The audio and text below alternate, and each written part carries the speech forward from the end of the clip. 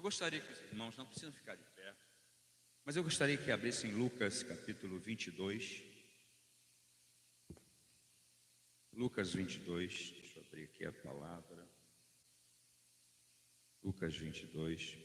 O tema dessa mensagem é incondicionalmente amado ou amados. Lucas 22, vou achar aqui. Durante essa semana, quando o pastor Edilson me convidou para estar aqui pregando, eu tive assim, falei, meu Deus, me dá uma palavra. Eu estou falando essa semana que vem, 31 anos de ministério, 31 anos, 16. Uau, muito tempo. E chegar aqui não é uma coisa comum. A vida tem as suas batalhas, a vida tem os seus percalços.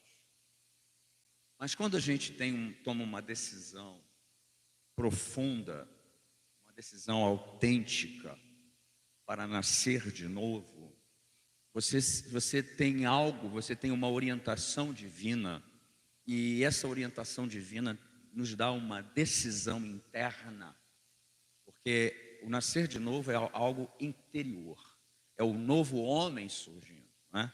É uma nova criatura surgindo. Então nós começamos a ter um posicionamento dizendo assim, eu quero ter uma nova vida, cansei da velha vida, cansei, e isso faz toda a diferença, nossa decisão, nosso posicionamento. Mas eu quero fazer essa semana, quando o pastor me convidou, eu fiquei assim muito focado, falei, meu Deus, o que eu devo falar? E o tempo todo me vinha a figura do apóstolo Pedro, do discípulo Pedro, do Simão Bar-Jonas, o filho de João. E eu fiquei com aquilo naquela semana, eu falei, Senhor, o Senhor quer isso mesmo? Mas o que o Senhor quer que eu fale? E esse texto no versículo 31 diante diz assim, Simão, Simão, eis que Satanás vos reclamou para vos peneirar como trigo. Eu, porém, que maravilha, aleluia, roguei por ti para que a tua fé não desfaleça. Tu, pois, quando te converteres, fortalece teus irmãos. Ele, porém, respondeu, Senhor, estou pronto para ir contigo, tanto para a prisão como para a morte. Mas Jesus lhe disse, afirmo-te, Pedro, que hoje 3 vezes negarás que me conheces, antes que o galo cante. Vamos primeiramente falar desse texto de uma forma mais sucinta. Quando você vê que aqui existe nesse pequeno texto uma confrontação e ao mesmo tempo um socorro da parte de Deus para a vida de uma pessoa que estava num processo ainda, mesmo andando com Jesus, um processo de conversão. Aí eu comecei a tentar ler no texto original, no grego como ele é colocado, para poder ter um entendimento melhor. E eu comecei a ver que é interessante, quando ele chama ele de Simão, primeira coisa, ele não chama ele de Pedro, Rocha, ou Cefas, porque ele lá atrás, ele já tinha determinado que ele não seria mais Simão, filho de João. Mas daqui por diante, eu creio que ele tenha chamado ele, conversado em aramaico, né? Porque ele tenha chamado ele de Cefas. Cefas é diferente de pedra, é uma coisa mais concreta, é rocha, enfiado na terra. Quando ele disse, olha, agora você não se chamará mais, quando ele foi questionado, mas Cefas, algo mais firme, para então a igreja, por aquele posicionamento, ser edificada, e as portas do inferno ali não ir contra a igreja. E ele começou aqui nesse texto, falando uma coisa que me chama a atenção. Ele disse, Simão, eis que Satanás vos reclamou.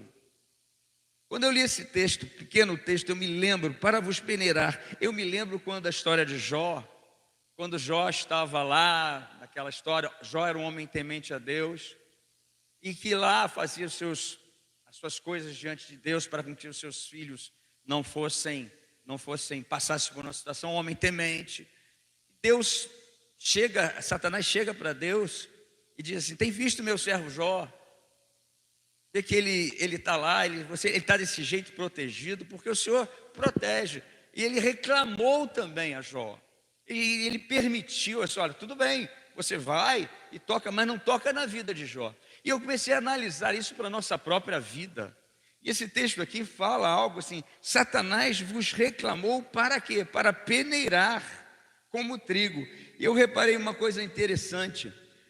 Antigamente, quando se peneirava, antes de peneirar, ele tinha que malhar o trigo.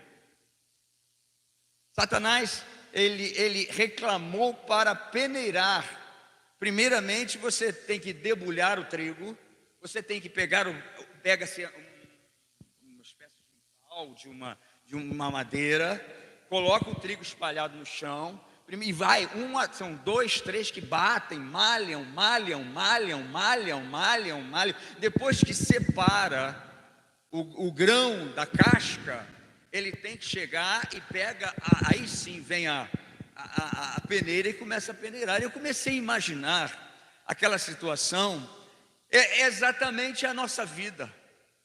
A nossa vida é o tempo todo. Se você quiser estar firme nas coisas de Deus, se você tem desejo de realmente servir a Deus, a vida do cristão não é um mar de rosas, é um desafio diário. E esse desafio diário, ele é baseado numa vida com Deus. Porque muitas vezes, assim como Jó, Deus permitiu que fosse com Jó. Assim, da mesma forma que Deus permitiu que Pedro, só que havia uma intervenção ali. Jesus disse: olha, eu roguei ao Pai por você. Gente, qual é a característica de Pedro? Normalmente era um cara inconstante, era um cara que era impulsivo. Pelo menos quando eu leio um pouco sobre Pedro, eu às vezes até me vejo naquilo. Porque é uma natureza da pessoa, era um temperamento dele, era assim, era diferente dos outros discípulos, era diferente de João, por exemplo, o mais novo. Mas Pedro, ele era amado por Deus, com todos os defeitos de Pedro, com todas as falhas de Pedro, com toda a impulsividade de Pedro, com todos os erros que ele cometia. Mesmo quando Jesus disse assim: arreda de mim, Satanás, porque você não está cogitando as coisas espirituais. Mas Jesus amava Pedro,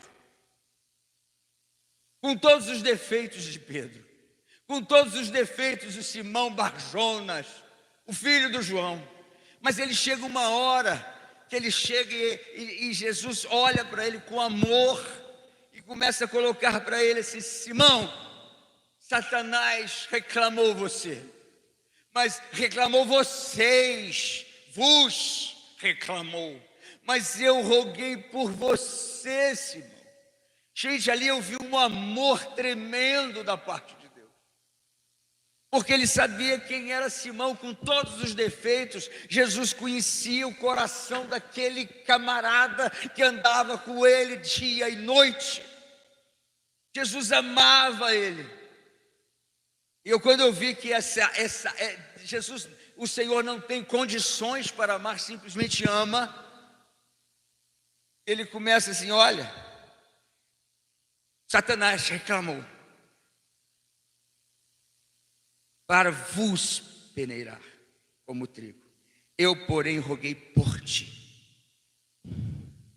para que tua fé fique firme até o fim, para que tua fé não acabe.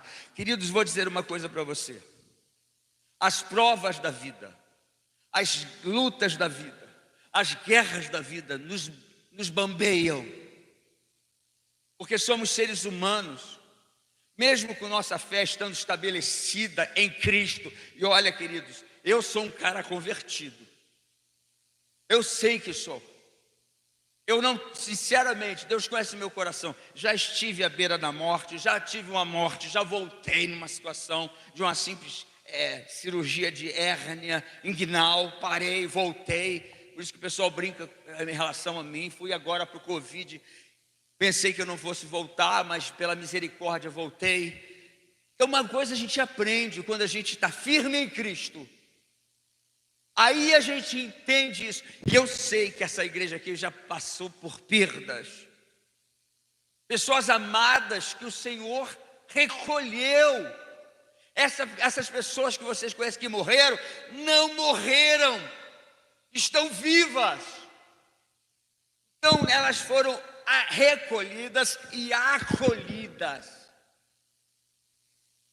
E as que não morreram continuam sendo acolhidas e amadas. Acolhidas e amadas.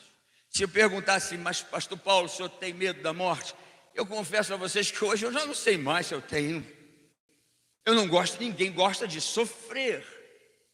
Ninguém gosta de passar aflição. Mas Jesus disse, olha, Satanás rogou por você para malhar você, para debulhar vocês. Eu roguei por você.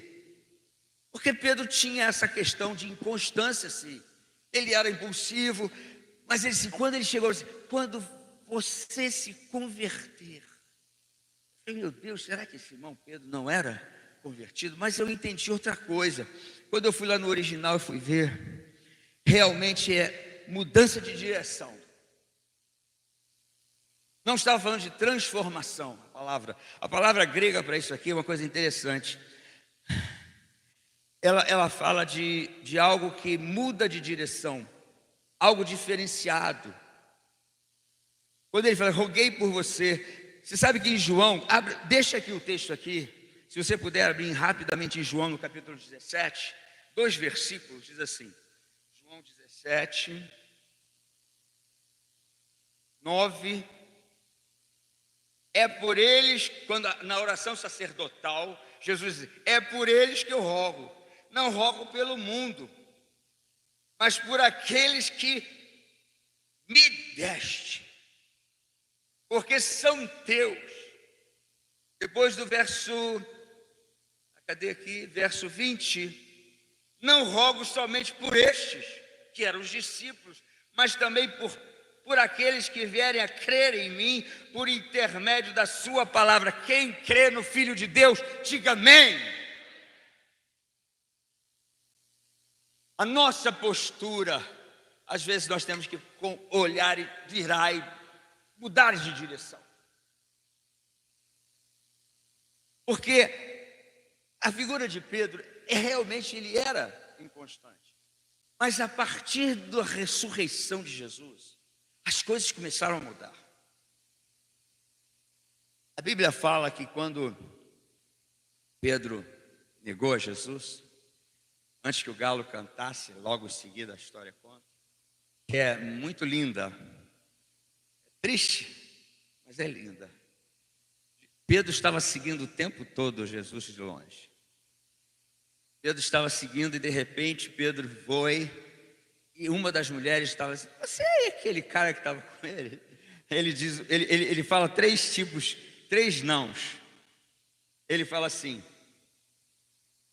não o conheço, não sou, na segunda vez, e na terceira assim, não estou compreendendo o que você está falando. E nessa terceira vez, Jesus estava passando por perto, e a Bíblia fala que Jesus fixou os olhos nele. Gente, eu imagino o gelo que Simão viveu aquele momento. Uma pessoa que conviveu com ele, foi honesta com ele, foi reta com ele, foi amada por ele, e consolou ele, disciplinou ele, mas Jesus, e ele tinha dito, olha, eu vou para a prisão, eu vou para a morte, ou seja, ele disse assim, estou pronto. Pensava ele que estava pronto. Muitas vezes pensamos que nos sentimos prontos. Muitas vezes sentimos que estamos aptos. Mas às vezes nós não temos o entendimento que certas provas ainda vêm para a nossa vida, para termos uma compreensão maior, e é a pura verdade, queridos. Por isso que eu digo que as batalhas da vida, os lagares da vida, o debulhar da vida, quando nós estamos firmes em Cristo, só nos faz amadurecer e crescer. nos torna mais fortes.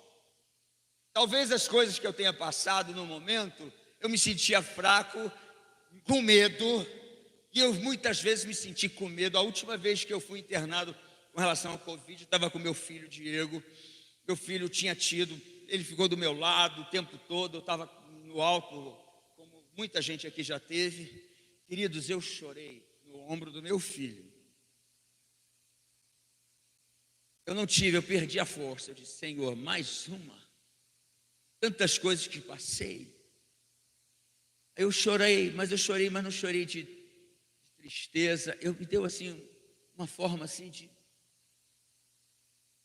Quando eu fui para o hospital, de uma certa forma, havia paz no meu coração. A Fátima, coitada, meu Deus, mais uma. Ela ficou em casa em oração com a minha família. Interessante, o lindo foi isso. Domingo, eu estava com o pulmão comprometido. Não se sabe como, domingo, segunda, terça, eu não tinha mais nada. Não tinha mais nada, tinha desaparecido. Em 2 dias, a médica se assustou. Eu falei: meu Deus. Eu liguei para casa. Falei: Fátima, desapareceu. A vida, queridos, eu quero que você entenda uma coisa. A vida ela é curta, mas ela tem que ser vivida como uma vida abundante em Cristo. Fora disso, não é abundante. A vida com Cristo tem que ser vivida de forma abundante, desejosa e maravilhosa. Amá-lo. Se você se sente amado por Deus, ame-o, mas não ame-o por uma lei. Sinta-se atraído por Ele. E quando eu vejo aqui essa questão, Ele diz: estou pronto para ir contigo, tanto para a prisão quanto para a morte. Jesus disse: afirmo-te, Pedro, que hoje 3 vezes. Eu fico imaginando. Bom, o galo canta. Quem já viu o galo cantar sabe que ainda está escuro, está começando a querer clarear.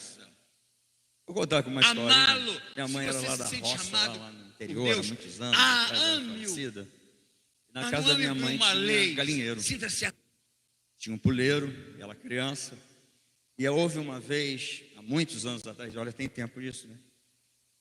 Que houve um eclipse total no Brasil, muitos anos atrás. Escureceu. Da minha mãe ser criança é muito tempo, porque ela já é falecida. E ela disse que as galinhas voltaram tudo para o puleiro de novo, achando que já tinha... E quando voltou a luz do sol, o galo cantou outra vez. Você vê a natureza. Antes que o galo cante, em pouquíssimo momento, 3 anos andando com ele, em pouquíssimo momento ele disse: não conheço, não sou esse que você está falando, não compreendo. Por isso que Jesus tinha dito: quando você se posicionar,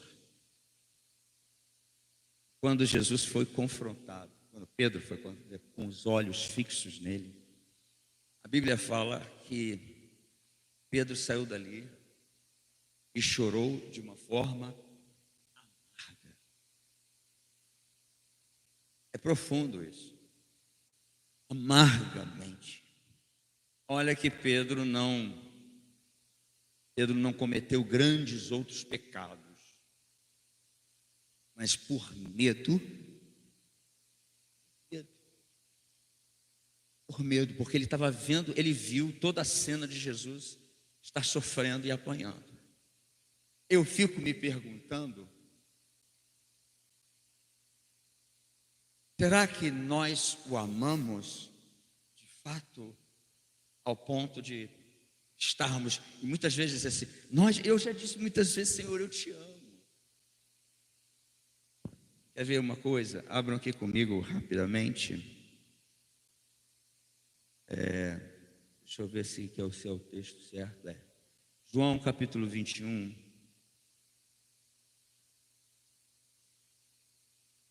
Quem ama ao Senhor, diga amém.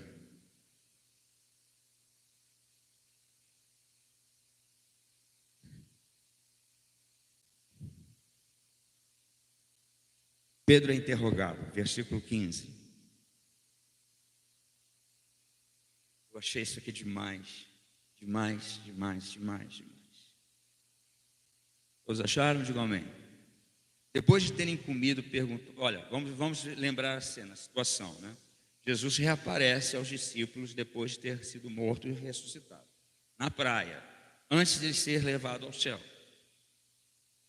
E Jesus vê ele, olha, Pedro tinha negado a Jesus, Pedro não deixou de trair a confiança do mestre.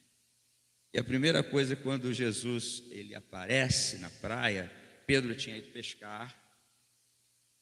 Aí disseram assim: Pedro, é ele. Pedro tinha tirado a roupa, ficado só com aquele calção lá para pescar. É ele. A Bíblia diz que Pedro não aguentou, gente, mergulhou e foi lá atrás dele. Pedro tinha consciência e Jesus chega para ele e depois de terem comido, perguntou: Simão Pedro, filho de João, amas-me mais do que estes outros? Ele respondeu: sim, Senhor, tu sabes que eu te amo. Apacenta meus cordeiros. Tornou a perguntar-lhe pela segunda vez: Simão, filho de João, tu me amas? Ele respondeu: sim, Senhor, tu sabes que te amo. Disse-lhe Jesus: pastoreia minhas ovelhas. Pela terceira vez lhes perguntou: Simão, filho de João, tu me amas? Pedro entristeceu-se por ele ter dito pela terceira vez: tu me amas? E respondeu: Senhor, tu sabes todas as coisas, tu sabes que eu te amo. Jesus disse: apacenta minhas ovelhas. Jesus tinha dito para ele lá atrás assim: quando você se converter, você cuida dos seus irmãos.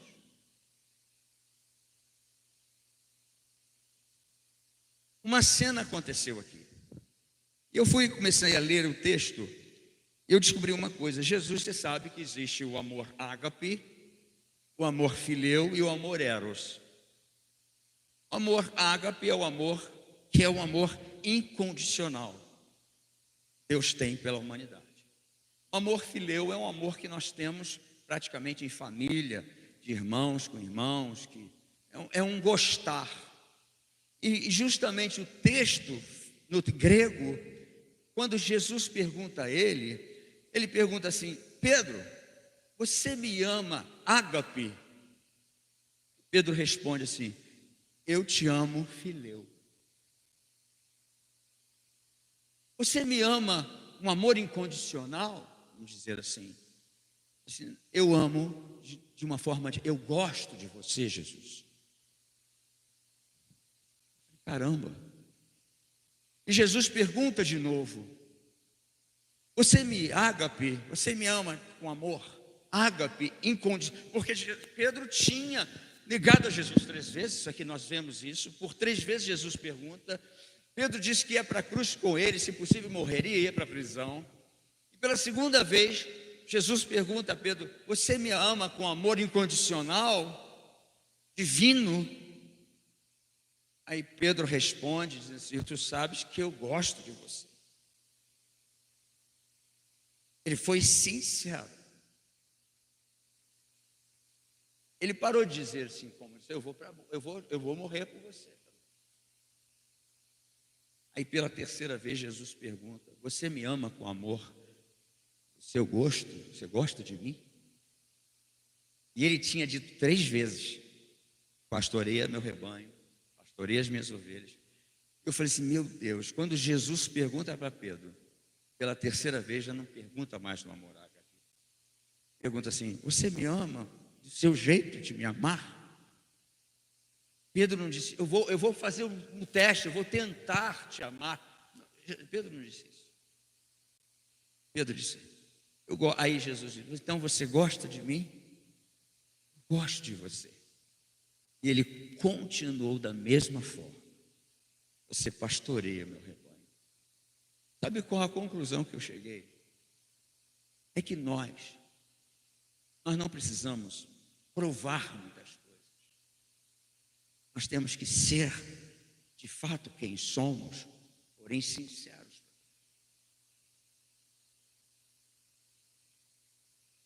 Eu me pergunto, eu muitas vezes eu digo, Senhor, eu te amo, eu te amo. Eu não sei. Eu digo, eu tenho um costume de dizer todas as noites antes de dormir. Quando eu levanto, eu falei exatamente isso quando o pastor Edilson orou aqui.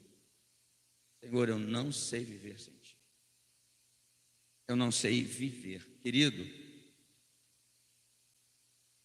Ele é a minha força. Ele é a minha saúde. Ele é o meu tudo. Eu posso dizer para os irmãos, nada nessa vida me supre. Ele é meu tudo. E eu já me perguntei muitas vezes, olha, eu estou aqui hoje, depois de 30, vai fazer 31 anos que eu prego o Evangelho. Eu me perguntei assim, eu ouvi várias pessoas dizerem para mim, escreve um livro, escreve um livro. Escreve. Eu confesso que eu sempre relutei em relação a isso. Porque a nossa vida é uma história. A nossa vida deve ser uma história, não é um legado para um livro. Vai abençoar pessoas. Mas o maior legado, a maior herança que que o pastor Edilson pode deixar para as filhas, é uma vida de caráter. Ele e elas, de idoneidade. Essa é a maior herança que a gente deixa para os nossos filhos, a vida eterna para eles. É um legado de quem nós somos. Quem nós somos. Qual é a nossa identidade nisso tudo? Quando lembra de Moisés? Quando Moisés pergunta assim, qual é o seu nome para eu falar assim? A resposta de Deus é linda. Deus se espanta, ele diz assim, eu sou o que sou. Deus ali mostrou a sua identidade, quem ele era. Você quer uma resposta para o povo? Diz assim, diga para o povo assim, eu sou, te enviou. Agora minha pergunta é, será que nós sabemos de fato quem somos? Será que carregamos em nós o DNA do Senhor? Do novo nascimento, temos o DNA? Ou a igreja de Cristo ocidental, porque a oriental já é perseguida. A oriental tem igrejas na China sendo derrubadas. E eu soube esses dias o porquê que a perseguição, porque a igreja na China oculta tem crescido poderosamente. Que as pessoas têm sede de Deus e a vida lá não tem essa facilidade. Então sabemos quem somos, sabemos qual é a minha identidade em Cristo. Porque quando nós sabemos quem somos, aleluia, aí que eu creio. Que dizes meu respeito? Uns dizem que és profeta, outros dizem que é Elias. Mas vocês, o que dizem de mim? Aí o tal impulsivo, tu és o Cristo, o Filho do Deus vivo. Quando Jesus responde, olha, não foi carne e sangue que tu revelou, mas meu Pai que está no céu te revelou. Ele diz assim, as portas do inferno não vão prevalecer. Tudo bem, uns dizem que é por causa daquela palavra de convicção, não, pela palavra, tu és o filho, reconhece que ele é o filho. Outros acham que é pela postura, não, tu és o Cristo, eu sei quem você é. Então quando nós sabemos quem somos, nós podemos ser levados até as últimas consequências da morte. Mas quando sabemos quem somos, é porque sabemos de quem somos de fato filhos e por que nascemos de novo. Eu aprendi nisso tudo que vim sofrendo pela vida, muitas perdas. Eu olho para essa igreja aqui, essa igreja aqui é uma igreja muito vitoriosa, sempre foi, né? Com as perdas que ela teve, vocês não imaginam. Quando eu soube da perda recente de uma irmã daqui, eu soube das outras perdas, eu fiquei imaginando o coração dessa família, o coração do pastor e da esposa dele, dessa igreja. É doloroso. É doloroso. Mas quando eu vejo que eu vejo que eu vejo uma bênção,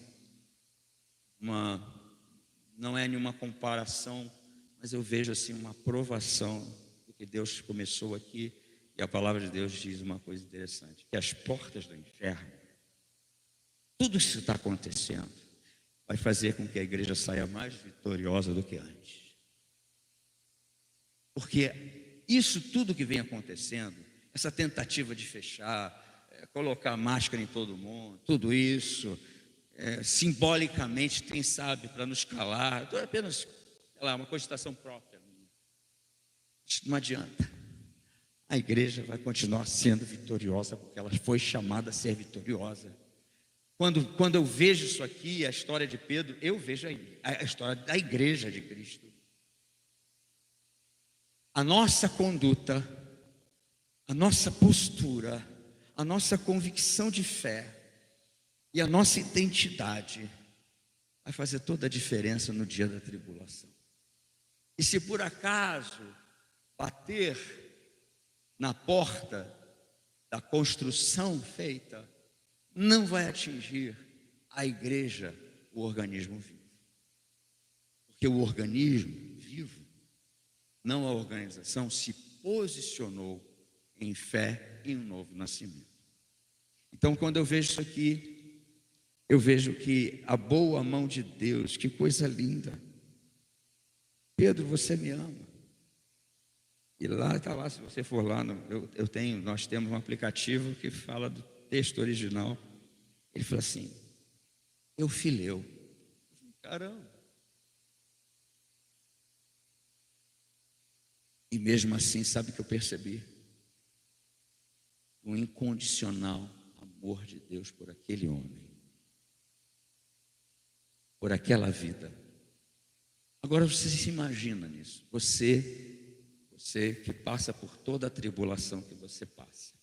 Eu me vi aqui, falei, caramba, tudo que eu já passei, me perguntar como é que eu sei, como é que eu saí, eu não sei. Eu fui dar um testemunho lá em Natal, numa igreja. Eu fui convidado. E tinha lá uma família de outra religião, de outra fé. E ela estava acostumada a ter testemunhos, e Jesus, que eu estava ruim, Jesus me curou, que eu estava isso. Ela falou assim, você deu um testemunho de forma diferente. Não foi isso que ela falou? Se você estava o tempo todo dizendo que tinha passado pelo que passou, mas a sua fé permanecia mesmo. Porque muita gente chuta o balde, diz, não aguento mais passar por tudo isso, eu não fui chamado para isso. Porque a minha fé, a aprovação, me fez crescer mais na graça. E quando Pedro foi, inclusive, só estou terminando essa parte para explicar uma coisa. Quando ele diz assim, roguei por ti para que tua fé não acabe, ele diz assim, pediu para bater até, imagina assim, ele chamou, roguei por você porque ele vos reclamou para bater até soltar e separar a casca do grão. Gente, nós somos sementes. O inimigo chamou, eu roguei por você. Porque a peneira significa, porque você tem a primeira fase de debulhar, você separa e depois você separa outra fase. Ou seja, nós fomos chamados, como Pedro, sermos testados até o limite. No final de vida, nós sabemos o que Pedro falou. Não era digno de ser crucificado como ele. Agora, olha só, venha comigo agora em Apocalipse.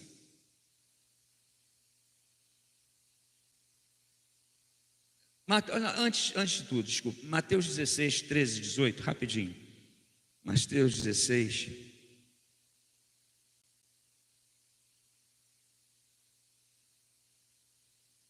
Mateus 16, 13.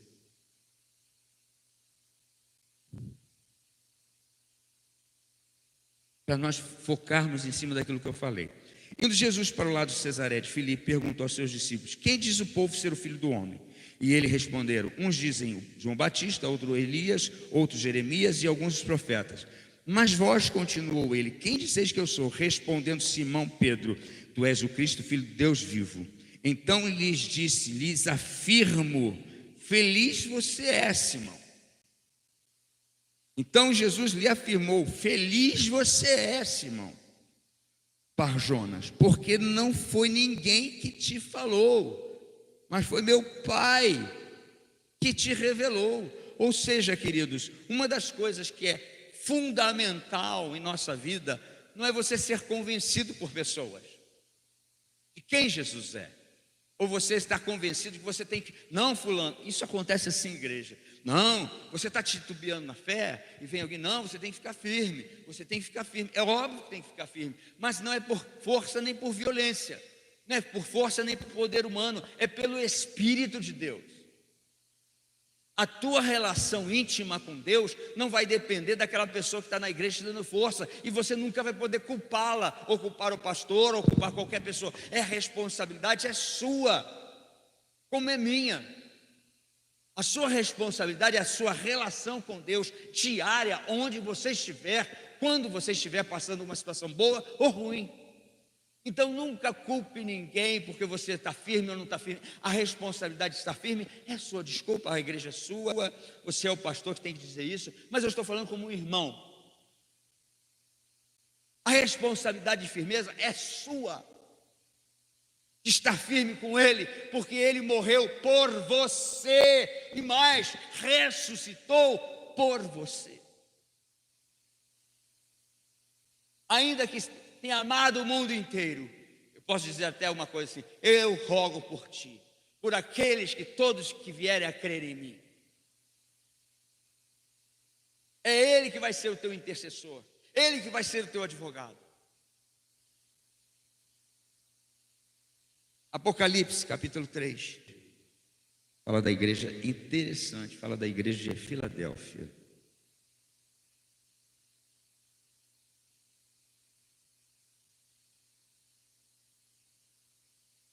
Eu vou ler até o versículo 10 só, verso 7. O anjo da igreja em Filadélfia escreve: essas coisas diz o santo, o verdadeiro, aquele que tem a chave de Davi. Eu acho lindo isso. Que abre e ninguém fechará. Glória a Deus. Glória a Deus. Só Deus tem o poder, queridos. E que fecha e ninguém abrirá. Conheço as tuas obras. Eis que tem posto diante de ti uma porta aberta, a qual ninguém pode fechar. E tem pouca força. Entretanto, guardaste a minha palavra. Você pode usar essa frase comigo? Guardar a palavra de Deus. Diga comigo: guardar a palavra de Deus. Entretanto, guardaste e não negaste o meu nome. Eis que farei alguns que são da sinagoga de Satanás, desses que a si mesmos se declaram judeus e não são, mas mentem. Eis que o farei vir prostrar-se aos meus pés e conhecer que eu te amei. Verso 10, olha só que coisa linda. Porque guardaste a palavra da minha perseverança, também eu te guardarei da hora da provação que há de vir sobre o mundo inteiro, para experimentar o que habitam sobre a terra. Tudo isso, queridos, já estava escrito. E Deus já vem anunciando à sua igreja: prepara, ó noiva de Cristo. Prepara a sua vida. Fica firme. As provações existem para todos. Como eu disse no início, aqueles que Deus recolheu, o acolheu. Está eternamente nos esperando para o nosso dia. E aqueles que estão, guarda a palavra de perseverança. Porque o peneirar, o debulhar, é algo que existe como fato de verdade. Não para separar você, mas para qualificar você. Para você ser cada vez mais sabendo quem você é. Como eu disse aqui, eu não sou o Highlander, nem quero ser o Highlander. Chega dessa história, essa urucubaca. Eu sou filho do Deus Altíssimo. Essa é a minha identidade. Quem é você? Pedro disse, não, você, não sou. Caramba, se ele tivesse, eu sou. Eu sou. Se ele tivesse dito, eu sou. Mas não era plano divino ele dizer eu sou, senão nós não entenderíamos todo o restante. Mas a nossa conduta, eu sei quem eu sou. Quem é você? Eu sou membro da igreja de Magé.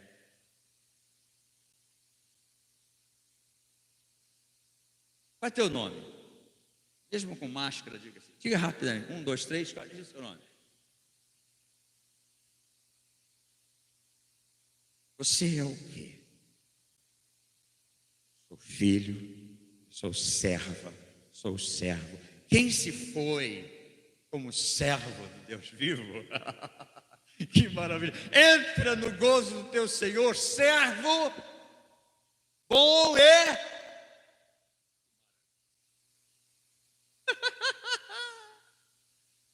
Por que, Senhor? Porque guardaste a palavra de perseverança. Que maravilha! Aí o inimigo fica com raiva. Não adianta ele ter raiva. Quando a gente canta assim, ressuscitou. Ele diz que ele range os dentes. Porque ele sabe que pouco tempo, nisso tudo que estamos vivendo, lhe resta. Ele sabe que pouco tempo lhe resta. E que jamais ele vai vencer quem nasceu para ser vitorioso. E eu estou falando aqui da igreja de Cristo.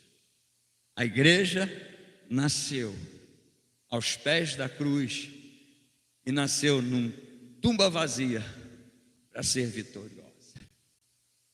E tudo isso fomos investidos por Deus nisso. Então aqui vai a minha palavra para cada irmão. Primeiro, descubra de fato qual é a sua identidade. Segundo, guarda a palavra de perseverança. E em momento mesmo que você passe pelas provas mais duras da vida, lembre de uma coisa: Ele é fiel. E que o céu e os irmãos digam amém. Vamos orar? Eu quero orar.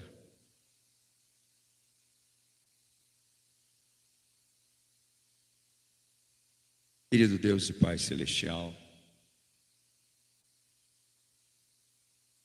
Senhor da glória, Deus das nossas vidas, Deus amado, Senhor dos senhores, amado da nossa alma, aquele que nos ama incondicionalmente. Senhor, temos total certeza que não merecemos o teu amor. Por isso que a graça nos favorece. Graça devido à tua misericórdia. Esse amor que não podemos nem imaginamos. Talvez um dia, quando face a face estivermos contigo. Senhor, é tão pouco, mesmo com 31 anos de ordenado, eu sinto que tão pouco eu já fiz, podia ter feito muito mais, porque o Senhor é digno de tudo. O Senhor não mediu esforços algum para ir para a cruz, e tem pessoas que medem condições para ir a uma igreja. E o Senhor consegue amar a todos incondicionalmente, independente de sermos ou não, acertarmos ou não.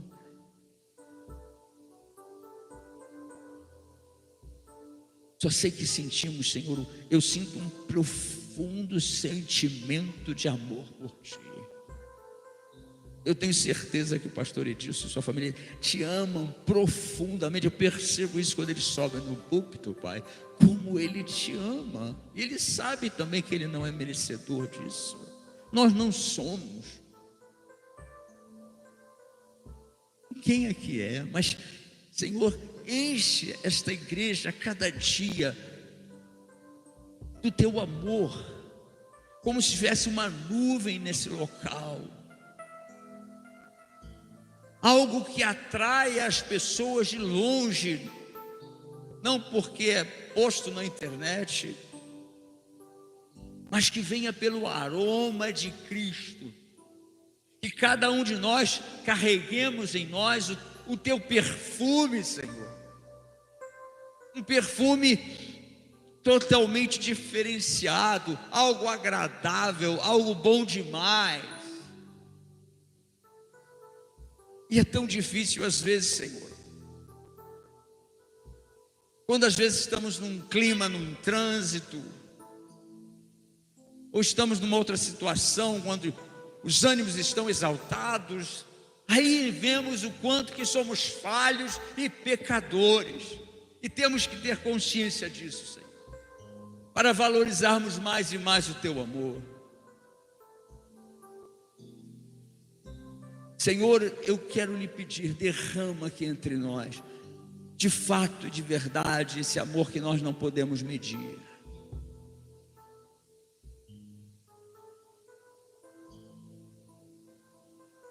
Muito obrigado, ó Pai, porque só Tu és digno de toda a honra, toda a glória. Obrigado por o Senhor me chamar usando o pastor Edilson para trazer aqui uma palavra nessa manhã, para servir os irmãos. Ah, Senhor, obrigado pelo Teu amor que é derramado. Obrigado, Senhor, porque sentimos esse amor. Quando o Senhor cura uma pessoa, quando o Senhor leva uma pessoa para a eternidade, nós podemos dizer que somos amados. Aquela pessoa foi amada, só aquela pessoa foi resgatada, foi recolhida e acolhida.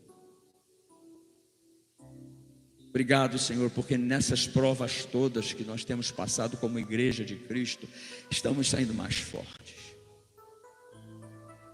mais convencidos dia a dia de quem de fato nós somos. Nós somos filhos do Deus Altíssimo. Nós somos filhos, servos do Deus Altíssimo. Sabemos de fato quem somos. Cada um aqui saia nessa manhã, nessa certeza, nesse caráter de Cristo nelas. Servos do Deus Altíssimo, sabendo que quem toca em nós, quem tentar fazer alguma coisa, está fazendo contra o próprio Deus. Como o Senhor disse: Saulo, Saulo, por que me persegues? Ele estava perseguindo a igreja. Obrigado, Deus. Obrigado por essa oportunidade que o Senhor me deu essa manhã, de fazer o que eu fui chamado para fazer há tantos anos. Muito obrigado por essa igreja tão amada por Ti. Em nome de Jesus.